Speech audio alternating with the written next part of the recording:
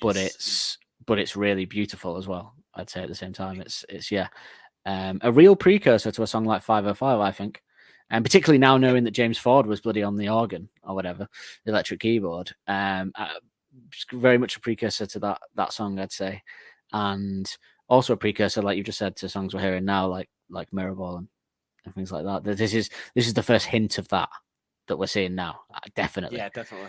Yeah, which is really interesting. But that is really interesting about James Ford, isn't it? That he was there, because I didn't know that he was around at all at that point. Or I'd love to know. I'll try and do a bit of digging maybe. I wasn't going to talk about him until we get to the next era, obviously. But I'll be interested to find out how they met and when and what happened and how he got involved in this album. But because this was early days they recorded this, so it wasn't like they were at like celebrity parties or anything and they could bump into each other or something, you know what I mean? Or sort of indie parties or whatever. So yeah, it's interesting. Although he was in a band, wasn't he? So maybe that's just simply how maybe they did a gig together. That's probably it. Or something. Yeah, probably did a gig, didn't they? I can't remember. What was his band? Can you remember what they were called?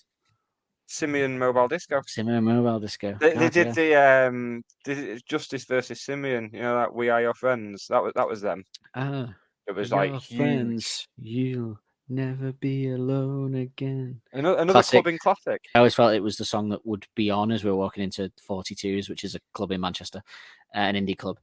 Whenever there's always certain songs that seem to be playing as you walked into 42s, coming up the stairs and into there, and it get you all excited.